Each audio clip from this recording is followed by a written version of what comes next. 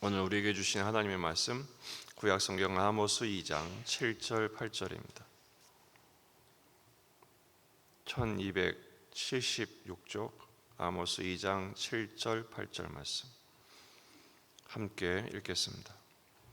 힘없는 자의 머리를 티끌 먼지 속에 발로 밟고 연약한 자의 길을 굽게 하며 아버지와 아들이 한 젊은 여인에게 다녀서 내 거룩한 이름을 더럽히며 모든 제단 옆에서 전당 잡은 옷 위에 누우며 그의 신전에서 벌금으로 얻은 포도주를 마심이니라.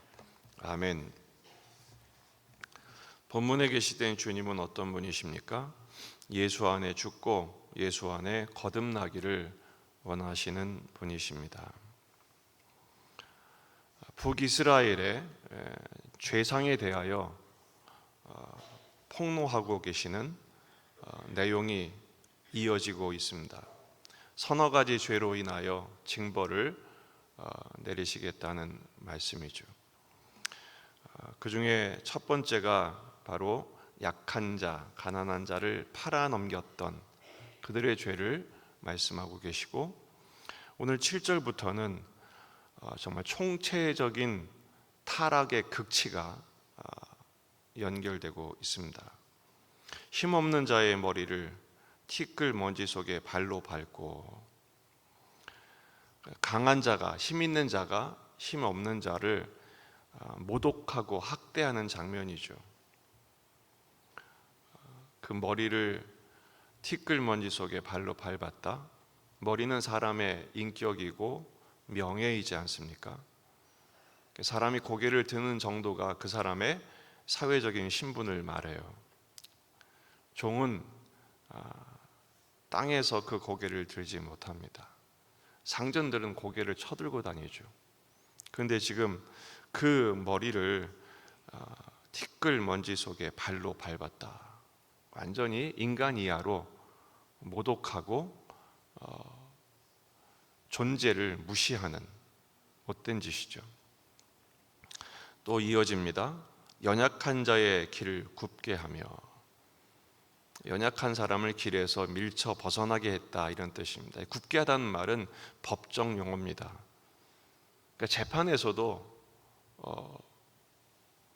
무전유죄, 그렇죠? 연약하니까, 돈이 없으니까 불리하게 판결하는 것을 말합니다. 당시 사법적인 정의가 무너진 상황을 의미하죠. 출애굽기 23장 6절, 너는 가난한 자의 송사라고 정의를 굽게 하지 말라, 분명히 성경에 말씀하고 있는데, 힘 있는 자들은 자기들끼리 보호하고 힘 없는 사람들은 재판에서도 불공정한 판결을 받았다라는 것입니다. 또 이어지죠.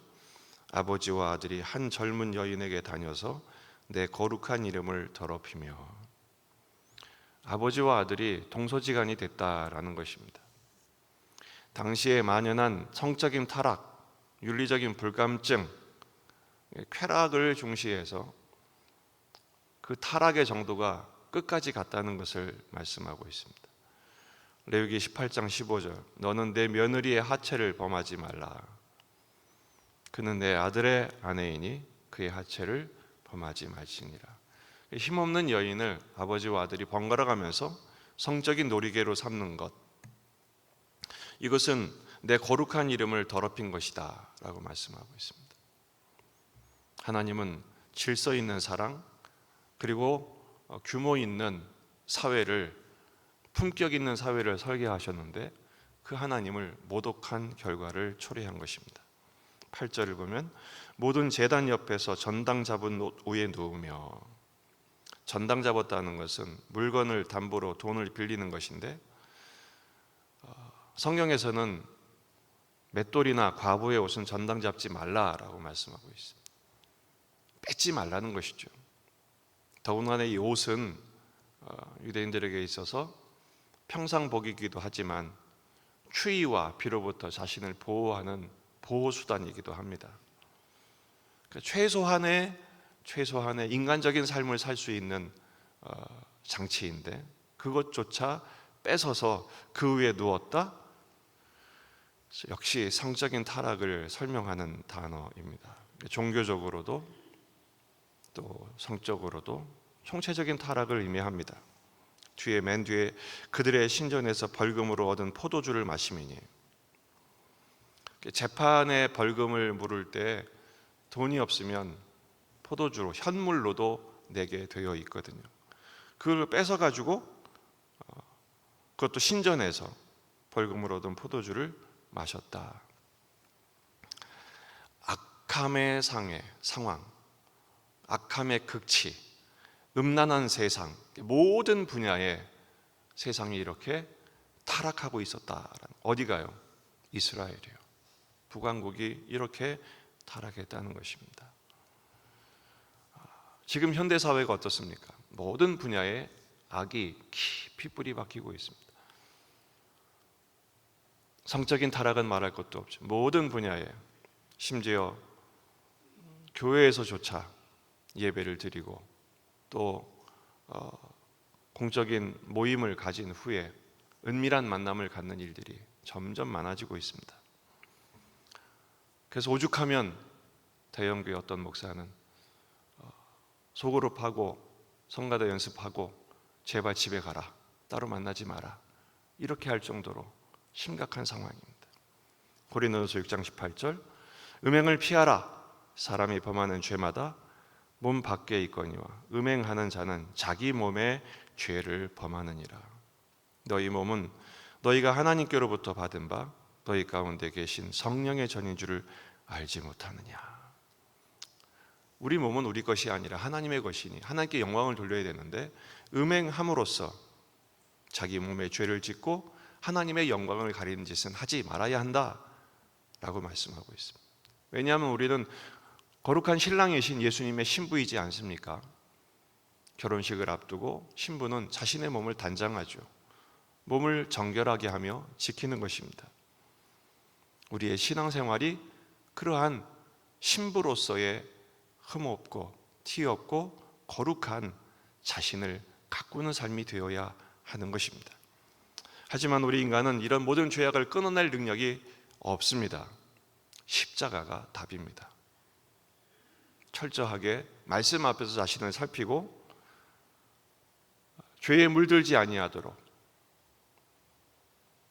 악인의 길을 쫓지 않도록 자신을 살펴서 십자가 앞에 나아가 나의 본능적인 욕구들을 내려놓고 이생의 자랑, 육신의 정욕, 안목의 정욕을 끊어내고 죄된 삶에서 돌이켜 회개에 합당한 삶, 회개에 합당한 열매를 맺어야 하는 것이죠. 그렇게 되기 위해서는 어떻게 됩니까? 철저하게 예수 안에 죽어야 합니다. 그리고 예수 안에 거듭나야 합니다. 갈라디아서 2장 19절, 내가 율법으로 말미암아 율법에 대하여 죽었나니 이는 하나님에 대하여 살려 함이라. 내가 그리스도와 함께 십자가에 못 박혔나니 그런즉 이제는 내가 사는 것이 아니요 오직 내 안에 그리스도께서 사시는 것이라. 하지만 북이스라엘은 어떻게 했습니까?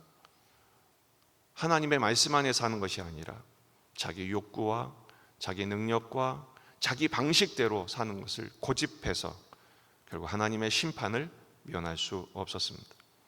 우리는 예수 안에 매일 심판받는 삶을 살아야 합니다. 십자가에서 죽는 삶, 아직도 여전히 살아있는 나의 쓴뿌리와 본성을 십자가 안에서 심판당하는 삶을 사는 것이죠. 그리고 예수 안에서 날마다 거듭나는 삶, 변화된 삶, 어제보다 오늘, 오늘보다 내일 새로워지는 것입니다. 여러분, 거룩은 습관이 변하는 것입니다.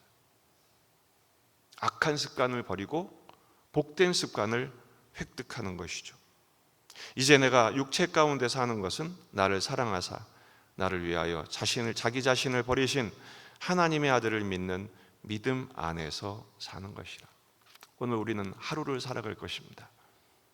죄된 하루를 살아가는 것이 아니라 예수 안에 죽고 예수 안에 거듭나 나를 위하여 자기 자신을 버리신 하나님의 아들을 믿는 믿음으로 사는 삶이 되어야 합니다.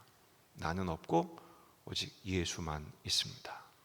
예수님이라면 어떻게 하셨을까? 예수님처럼 생각하고 예수님처럼 결정하고 예수님처럼 말하며 예수님으로 살아가는 예수의 제자들이 되시기를 주의 이름으로 축원합니다. 기도하시겠습니다. 말씀을 붙들고 우리 자신과 가정과 교회와 이 지역의 복음화, 민족의 복음화, 세계 복음화를 위해서 기도하십시다. 저는 오늘부터 목요일까지 일본 선교 일정을 다녀오게 됩니다. 위해서 기도해 주시길 바라고요. 환우들, 그 내는 아들들, 그리고 여러분 가져온 기도 제목들 가지고 이번 한 주간 어제 주신 말씀 붙들고 살아갈 수 있도록 기도하십시다. 다 같이 기도하겠습니다.